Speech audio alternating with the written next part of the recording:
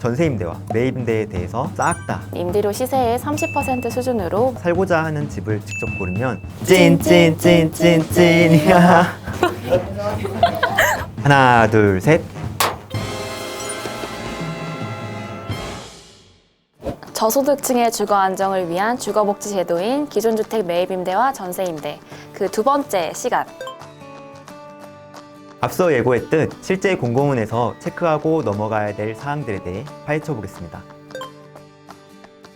먼저 예비 입주자 모집 공고문에서 살펴봐야 할 체크포인트 하나, 바로 신청 자격인데요. 가장 기본적으로 전세임대와 매입임대 모두 신청자와 세대원 전원이 주택을 소유하지 않은 무주택 세대 구성원이어야 한다는 것 다들 아실 겁니다. 여기서 매입임대 신청 자격을 세부적으로 살펴보면요. 일반 유형의 경우 091 기준 인천광역시에 주민등록이 등재된 무주택 세대 구성원으로 대상 유형과 소득 및 자산 기준에 따라서 공급 신청 자격 순위가 산정됩니다.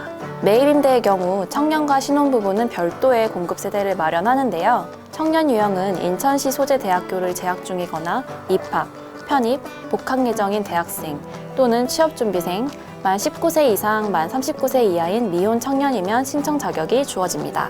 신혼부부 유형은 도시근로자 가구당 월 평균 소득의 70% 이하, 091 기준 혼인기간 7년 이내의 신혼부부, 예비 신혼부부, 6세 이하 자녀가 있는 유자녀 가구와 한부모 가족이면 가능합니다. 여기에 세부 자격 요건이 다르니 입주자 모집 공고 내용을 꼼꼼히 확인해야 합니다.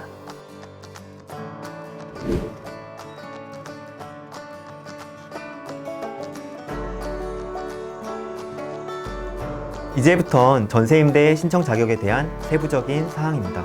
소득 및 자산 기준 등으로 통합해서 총점이 높은 순으로 입주자를 선정하는데요.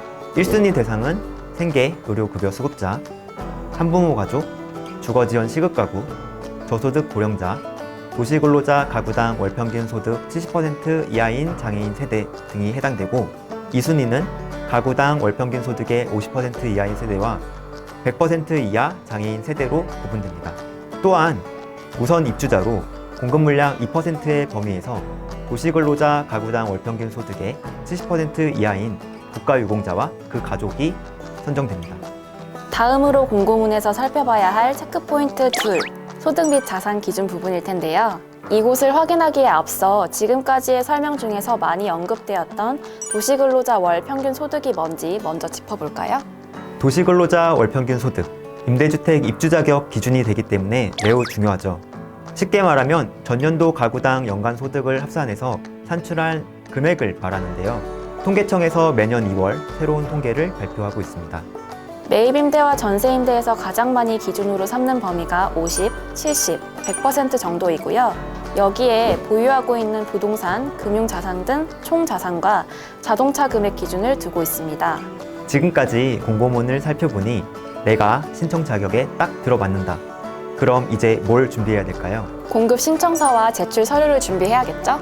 전세임대는 공급 신청서, 주민등록 등본, 초본, 가족관계 증명서 등의 기본적인 제출 서류와 수급자 증명서와 같은 신청자의 해당 자격 사항에 따라 추가적인 제출 서류가 필요합니다. 매입임대도 전세임대와 크게 다르지 않은데요. 청년 유형의 경우 등록금 납부 확인서, 재학 또는 졸업증명서와 같은 자신의 신분을 나타낼 수 있는 서류가 추가로 준비되어야 합니다. 신혼부부 유형인 경우 혼인관계 증명서는 당연히 필수이고요.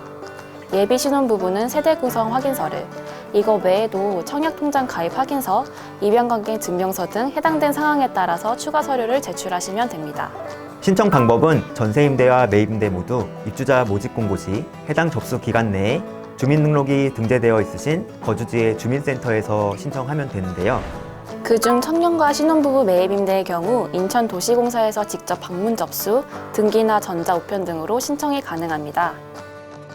마지막으로 마음의 안식처가 될 집을 구하는 만큼 공고문 유의사항도 꼼꼼하게 체크해야 될 텐데요. 입주자가 원하는 집을 찾아 임대하는 전세임대의 경우 예비 입주자로 선정되시면 별도의 안내된 기간 내에 주택을 직접 물색하여 계약을 체결해야 한다는 점. 만일 계약 시기가 늦어지면 예산 등의 상황에 따라 지원이 어려우실 수도 있습니다.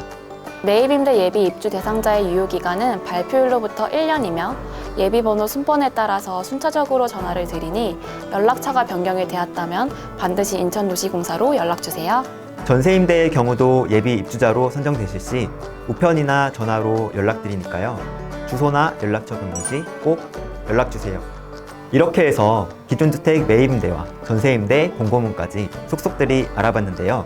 이 영상을 보시는 분들은 이제 인천도시공사의 대표적인 임대주택에 대해 완벽하게 마스터했다 해도 과언이 아닐 겁니다. 이번 영상이 좋았다면 구독과 좋아요 마구마구 부탁드려요.